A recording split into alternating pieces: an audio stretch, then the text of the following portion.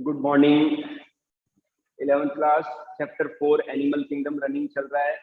कल मैंने एक टेबल बना के डिफरेंट फाइला को के नेम बताए थे। आज हम एक एक करके उन फाइला को स्टार्ट करते हैं। सबसे पहले आज हम फाइलम पोरीफेरा को डिस्कस करेंगे, ठीक है। तो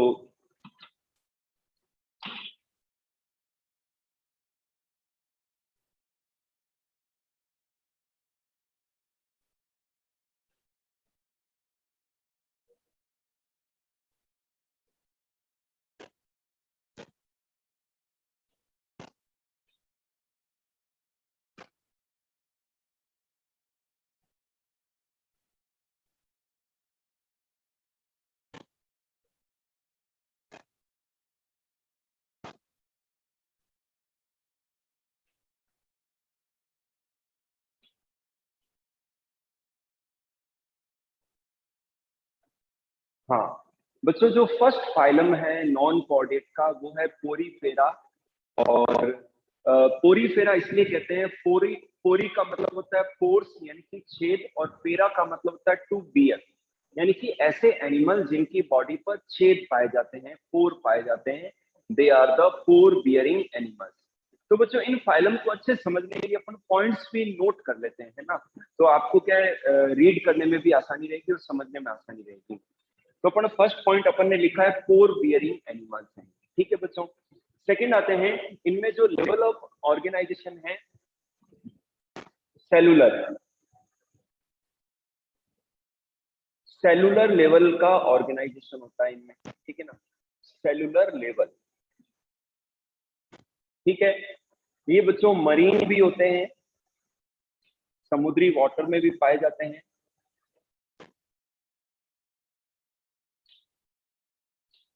या फिर ये फ्रेश वाटर में भी पाए जा सकते हैं। ये बच्चों सिंगल भी पाए जाते हैं, सॉलिटरी भी होते हैं, और कॉलोनी कॉलोनियल भी होते हैं, ठीक है। अपन क्या करेंगे इन फाइला को डिस्कस करने के लिए, क्योंकि एनिमल किंगडम थोड़ा सा टफ टॉपिक है और कई बार बच्चों को बाद में दिक्कत आती है। तो बेटर ये रहेगा कि अपन थोड़ा, कोई नहीं, अपन को 1-2 दिन 4 दिन एक्स्ट्रा लग जाएंगे, लेकिन अपन एक एक चीज को अच्छे से क्लियर करेंगे, क्योंकि मोस्ट इंपॉर्टेंट चैप्टर है ये। तो पॉइंट्स लिखते हुए चलेंगे तो क्या है, समझने में आसानी रहेगी। तो फर्स्ट आप फीचर देख सकते हैं, पोर बियरिंग एनिमल्स हैं ये। सेकेंड, इनमें सेलुलर लेवल का ऑर्गेनाइजेशन पाया जाता है। थर्ड, ये मरीन वाटर में या फ्रेश वाटर में पाए जा सकते हैं। ये सॉलिटरी यानी कि अकेले या ग्रुप कॉलोनीज के अंदर पाए जा सकते हैं। और ये मोस्टली सेसाइल होते हैं, एक जगह फिक्स होते हैं। कुछ एक ऐसे होते हैं जो रोलिंग मूवमेंट शो करते हैं बॉटम में, वाटर बॉडीज या सी के बॉडी में, बॉटम में रोलिंग मूवमेंट शो करते हैं। जनरली ये सेसाइल होते हैं। ये बच्चों एसिमेट्रिक होते हैं। जनरली ये क्या होते हैं, एसिमेट्रिक होते हैं।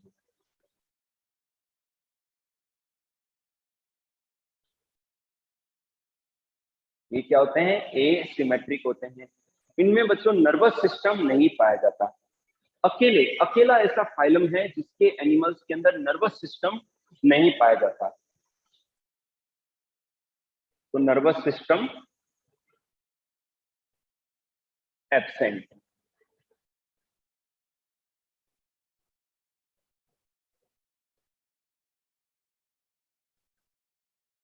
अच्छा, तो ये बच्चों पॉइंट आप एक बार रीड कर लें। अब मैं एक स्ट्रक्चर ड्रॉ करूंगा जिससे कि आपको समझ में आ जाएगा कि इनकी स्ट्रक्चर कैसी होती है। बच्चों इनका जो बॉडी है वो सेल का एग्रीगेशन है। तो सेल एग्रीगेट बॉडी प्लान पाया जाता है इनके अंदर। और एक सिंगल छेद होता है जिसे हम ऑस्क्यूलम कहते हैं, और कई सारे छोटे छेद होते हैं जिन्हें ऑस्टिया कहते हैं। सिंगल को ऑस्टियम और इनके प्लूरल को ऑस्टिया कहते हैं। ऑस्टिया के थ्रू वाटर करंट, मतलब वाटर कैनाल भी पाई जाती है। तो पानी अंदर जाता है, पानी के साथ में ऑक्सीजन है, न्यूट्रिएंट्स हैं, फूड है, ये सब जाते हैं। और ऑक्सीजन कंज्यूम हो जाती है, न्यूट्रिएंट या फूड है वो डाइजेस्ट हो जाता है, और जो वेस्ट है अमोनिया के फॉर्म में और CO2 गैस है वो वापस पानी के साथ में ऑस्कुलम बड़ा छेद है उसके द्वारा बाहर निकलते हैं। ये बच्चों डिप्लोब्लास्टिक होते हैं। ये क्या होते हैं, लेकिन इनमें जो डिप्लोब्लास्टिक जो 2 जर्म लेयर्स हैं वो नेक्स्ट फाइला जैसी नहीं होती। तो ये डिप्लोब्लास्टिक तो है।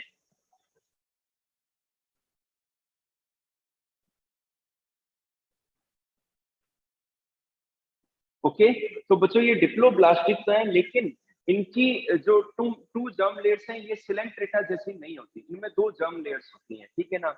और इनकी बॉडी में, इनकी जो बॉडी वॉल है इसके अंदर दो लेयर होती है। आउटर आउटर जो लेयर है उसे कहते हैं पिनेकोडर्म। क्या कहते हैं? पिनेकोडर्म कहते हैं।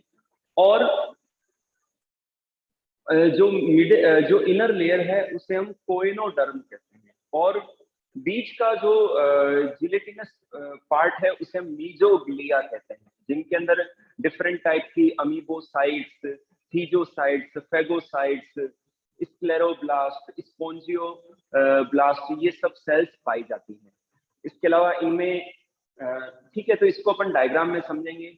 इनके अलावा इसके अंदर बच्चों जो है स्केलेटन पाया जाता है।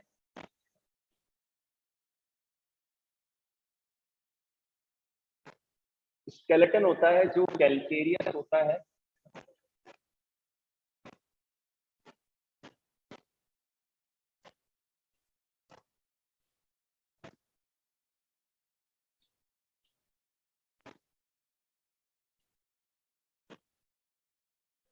ठीक है, तो इनका जो स्केलेटन होता है वो कैल्केरियस होता है या सिलीसियस होता है।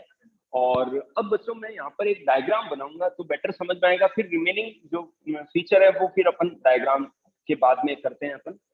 इन पॉइंट्स को पढ़ लें आप, जो भी बच्चे अभी जस्ट ज्वाइन किया है, कि ये पोर बियरिंग एनिमल्स हैं, इनमें सेलुलर लेवल का ऑर्गेनाइजेशन है। ये मरीन वाटर में या फ्रेश वाटर में पाए जा सकते हैं। ये सॉलिटरी होते हैं या कॉलोनियल हो सकते हैं। ये एक जगह फिक्स रहते हैं। इनमें सिमेट्री नहीं होती, एसिमेट्रिक होते हैं। Nervous system, they lack the nervous system. ये डिप्लोब्लास्टिक होते हैं, इनमें टू जर्म लेयर्स होती हैं। स्केलेटन इनमें कैल्केरियस या सिलीसियस होता है। अब बच्चों मैं एक डायग्राम बना रहा हूँ इनकी बॉडी को समझाने के लिए।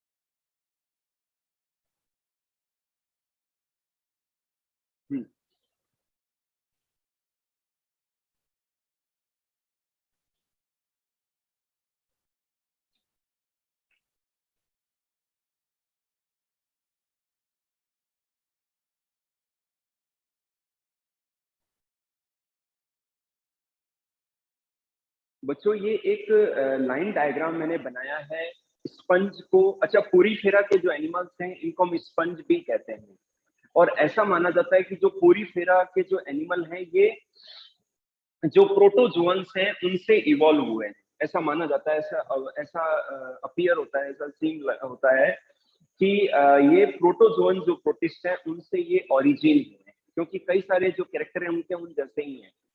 तो बच्चों जो इनके जो कई सारे छोटे छोटे छेद हैं इन्हें हम ऑस्टियम कहते हैं, इनका प्लूरल ऑस्टिया है, और ये अंदर कनेक्ट करते हैं वाटर कैनाल के द्वारा इस कैविटी से, इसे हम स्पॉन्जोसील कहते हैं।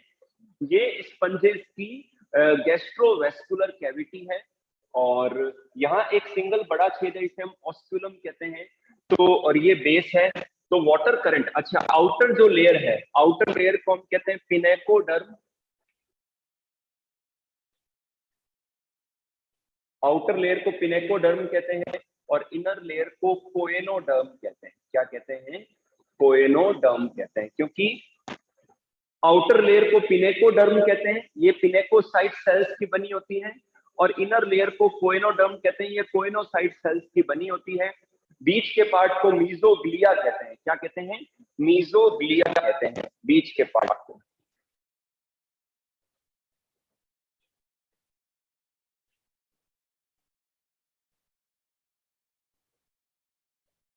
बीच के पार्ट को हम क्या कहते हैं बेटा? मीजोग्लिया कहते हैं। तो आपको ये डायग्राम समझ में आया? ठीक है।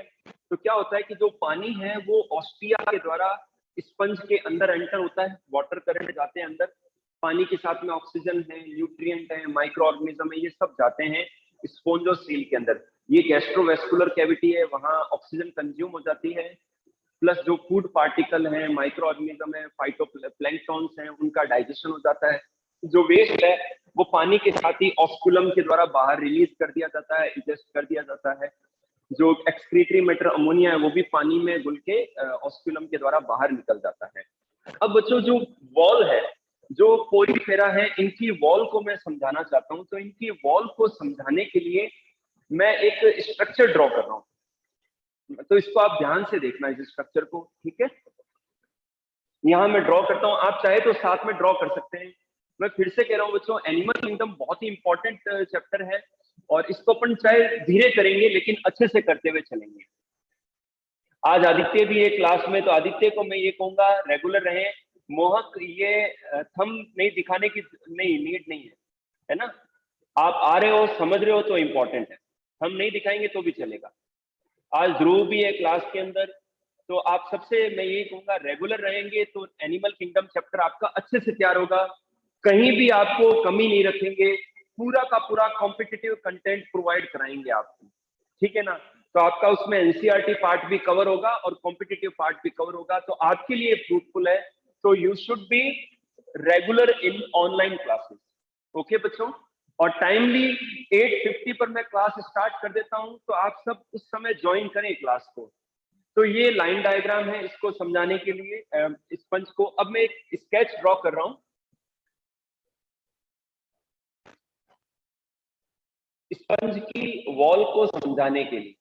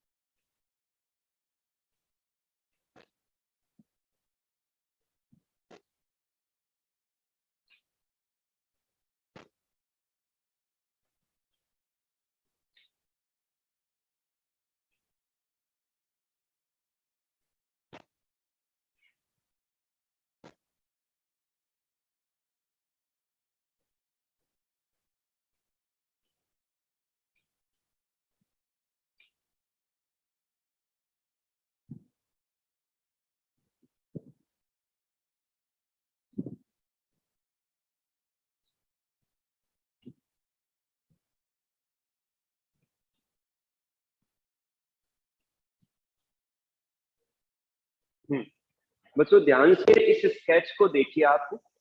यहाँ मैंने आपको स्पंज की वॉल को समझाने की कोशिश की है। मैंने आपको बताया कि जो आउटर लेयर है उसे हम पिनेकोडर्म कहते हैं और इनर लेयर को कोएनोडर्म कहते हैं, और बीच का जो जिलेटिनस पार्ट है उसे मीजोग्लिया कहते हैं। और मीजोग्लिया के अंदर, तो यहाँ पर आउटर लेयर में देखिए बच्चों, ये कोएनोसाइट सेल्स हैं, बीच बीच में पोरोसाइट सेल्स हैं जिनके बीच बीच में पोर हैं जिन्हें हम ऑस्टियम कहते हैं, और बीच के पार्ट में बच्चों ये स्पिक्यूल्स हैं जो स्केलेटन का पार्ट है।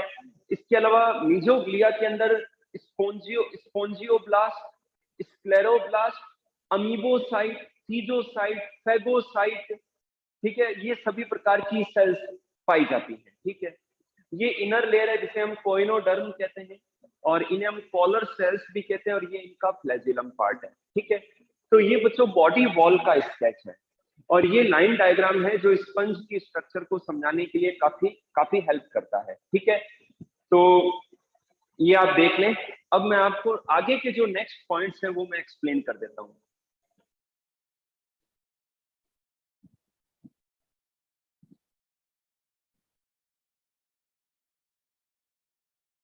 मैंने आपको बताया कि जो इनका स्केलेटन होता है वो कैल्केरियस या सिलीशियस होता है। तो जो स्क्लेरोप्लास्ट है वो स्केलेटन बनाने का काम करता है, स्क्लेरोप्लास्ट सेल्स, और जो स्पोंजियोब्लास्ट है वो स्पंजिन फाइबर्स रिलीज करते हैं। स्पोंजियोब्लास्ट क्या करते हैं? स्पंजिन फाइबर्स रिलीज करते हैं इनके अंदर। इसके अलावा बच्चों जो फूड का डाइजेशन, जो डाइजेशन है वो इंट्रासेलुलर होता है। इनमें डाइजेशन जो होता है वो इंट्रासेलुलर होता है फूड वैक्यूल के अंदर। इंट्रासेलुलर डाइजेशन होता है सेल के अंदर, फूड वैक्यूल के अंदर। इसके अलावा जो इनका जो मेन फूड है वो प्लैंक्टॉन्स है। पानी के साथ में जो प्लैंक्टॉन्स आ जाते हैं माइक्रो ऑर्गेनिज्म, वो इनका फूड है। अगर मैं बच्चों इनमें रिप्रोडक्शन की अगर बात करूं तो इनमें जो एसेक्सुअल रिप्रोडक्शन है,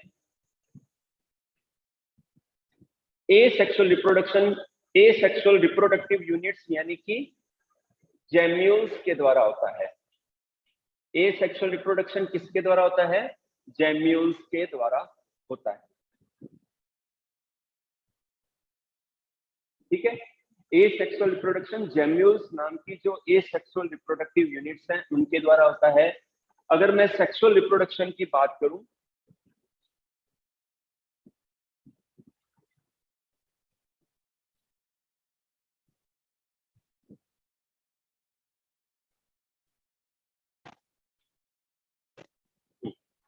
बच्चों इनमें ये एक्चुअल में जो स्पंज हैं ये बाइसेक्सुअल होते हैं, और जो आर्कियोसाइट्स, ठीक है, आर्कियोसाइट्स जो सेल्स हैं इनकी वो स्पर्म एंड ओव्यूम बनाने का काम करते हैं, और सेक्सुअल रिप्रोडक्शन के दौरान स्पर्म एंड ओव्यूम बनते हैं, जिनका फर्टिलाइजेशन इंटरनल हो सकता है या इंटरनल होता है।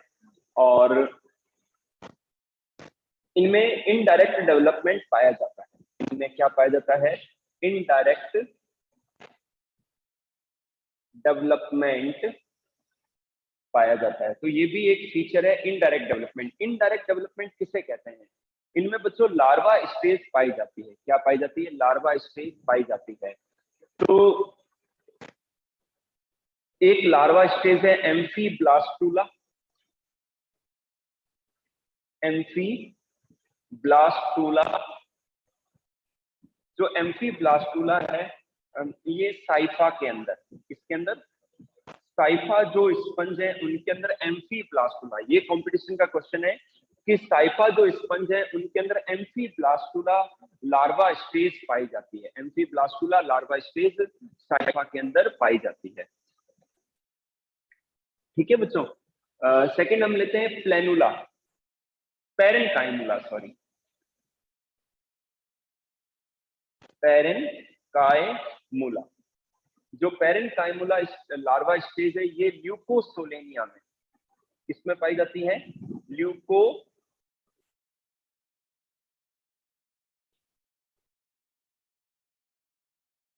ठीक है बच्चों, एम्फीब्लास्टुला जो स्टेज है वो साइफा में पाई जाती है, और जो पेरेंट प्राइमुला लार्वा स्टेज है that is found in the Leucosolenia. तो ये कंपटीशन के 2 क्वेश्चन यहाँ बन रहे हैं। कई सारी स्पीशीज हैं इनकी जो अब तक फाइंड आउट हो चुकी हैं। इनके कई सारे एग्जाम्पल है बच्चों, स्पॉन्जिला, यू स्पॉन्जिया, साइफा, ठीक है ना, ल्यूकोसोलेनिया। तो all these are the examples of poriferan. बच्चों यहाँ तक किसी को कोई डाउट है तो हैंड रेस कर दें। यहाँ तक किसी को कुछ पूछना है तो एक बार हैंड रेस कर दें आप। किसी को कोई डाउट नहीं है तो मैं नेक्स्ट फाइलम स्टार्ट कर दूं। अगर आप एग्री हैं तो हैंड रेस कर दें। अगर आपको कोई डाउट नहीं है और नेक्स्ट फाइलम में स्टार्ट कर रहा हूं, सिलेंट्रेटा।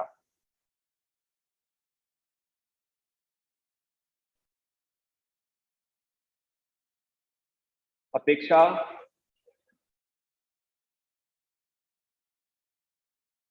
चलिए 11th क्लास, क्या मैं नया फाइलम स्टार्ट कर दूं? एक बार सब हैंड रेस कर दो आप लोग। कैसा रहा? हाँ, नेक्स्ट फाइलम स्टार्ट कर रहे हैं। ये कंप्लीट हो गया है। काफी सारे इनके कैरेक्टरिस्टिक्स मैंने बता दिए हैं आपको। चलिए,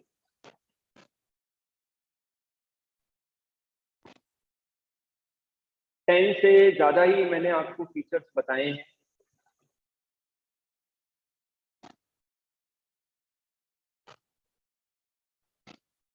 बच्चों लिख के इसलिए मैं बता रहा हूं जिससे आपको समझने में आसानी रहे, आपको कहीं कोई दिक्कत नहीं आए। ठीक है, चलिए नेक्स्ट हम लेते हैं सेकंड। जो सेकंड फाइलम है वो है सिलेंट्रेटा।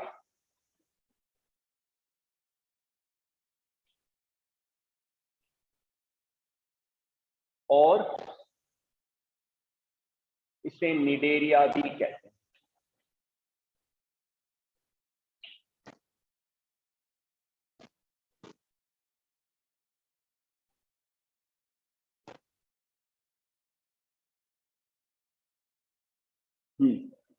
तो सबसे पहले बात करते हैं, second phylum is the Coelenterata और निडेरिया। अब क्यों कहते हैं?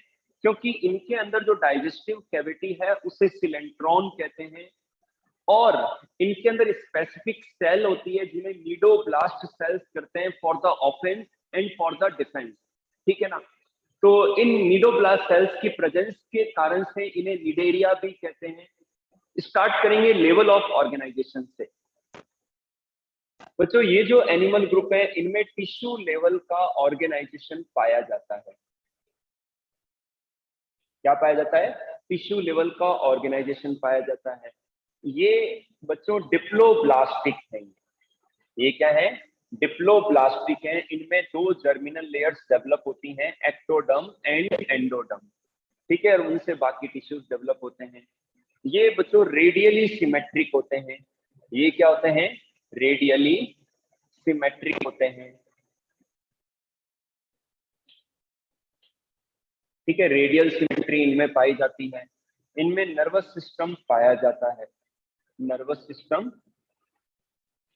पाया जाता है इनके अंदर। ठीक है, और इनके अंदर बच्चों टेंटिकल्स पाए जाते हैं। क्या पाए जाते हैं? टेंटिकल्स पाए जाते हैं इनके अंदर। ठीक है, ये जनरली बच्चों मरीन वाटर में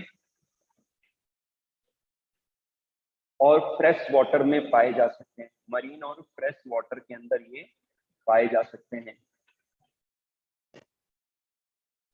ठीक है, और इनके अंदर स्पेसिफिक नीडोब्लास्ट सेल्स पाई जाती हैं। नीडोब्लास्ट सेल्स पाई जाती है।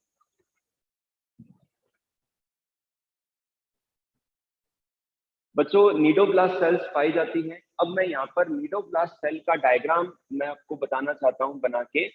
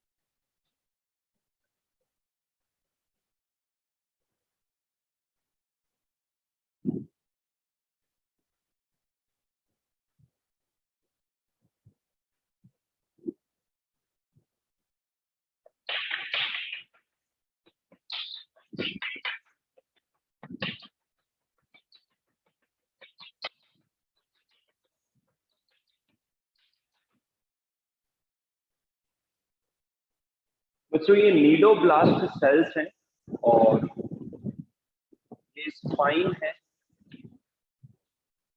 ठीक है, ये इनका थ्रेड है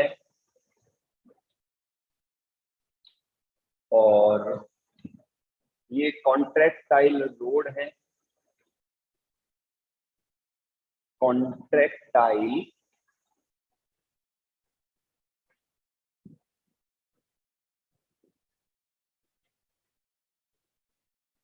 फाइब्रिल, ये इनका न्यूक्लियस है। तो बच्चों जो नॉर्मल कंडीशन होती है उनमें नीडोब्लास्ट सेल्स कुछ इस तरीके से रहती है, ये थ्रेड है और ये स्पाइन है। लेकिन जब भी इनको अटैक करना होता है प्रे को, अपने शिकार को, तब ये नीडोसाइट है, इसे हम नीडोसाइट या नीडोसिस्ट कहते हैं। यहाँ से ये जो थ्रेड है ये बाहर निकलता है, ठीक है, और जो प्रे है उसके ऊपर अटैक करता है, ठीक है। तो इसको मैं बना के बता दूं आपको।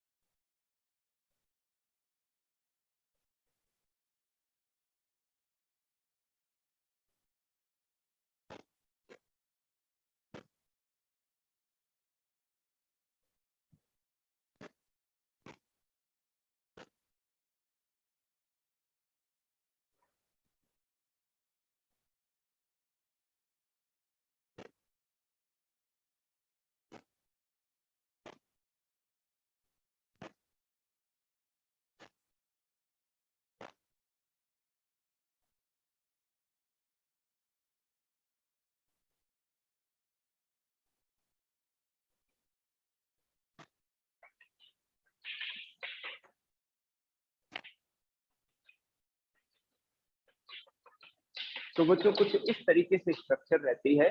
जब भी इनको प्रे के ऊपर अटैक करना होता है अपने डिफेंस के लिए या ऑफेंस के लिए, तो उस समय ये जो स्पाइन है ये बाहर रिलीज होके उस पर अटैक करता है, ठीक है ना। अच्छा एक चीज और, ये जो थ्रेड रिलीज होता है ये तीन तरीके का हो सकता है, पेनिट्रेंट, वॉल्वेंट एंड ग्लूटिनेंट। जो पेनिट्रेंट्स हैं ये टॉक्सिन रिलीज करता है। हाँ ध्यान रखना कि जो नीडोब्लास्ट सेल्स हैं जब ये रिलीज करती है थ्रेड को, तो उस समय कुछ टॉक्सिन रिलीज करती है जिससे जो प्रे है वो स्टन हो जाता है, ठीक है ना। तो जो पेनिट्रेंट्स हैं वो टॉक्सिन रिलीज करता है, जो वॉल्वेंट थ्रेड होता है वो रैप करता है, कॉइल कर देता है प्रे को, और जो ग्लूटिनेंट्स हैं वो विक्टिम के ऊपर अटैच हो जाता है, ठीक है ना। तो ये तीन तरीके के नीडोब्लास्ट के अंदर जो है थ्रेड्स पाए जाते हैं। बच्चों इस फाइलम के अंदर और भी कई सारे पॉइंट्स हैं जो कि अपन नेक्स्ट क्लास के अंदर पढ़ेंगे। आज इतना ही करेंगे, रिमेनिंग पार्ट अपन नेक्स्ट क्लास में करेंगे। अगर आपको कुछ पूछना है तो एक बार हैंड रेज कर दें आप। हाँ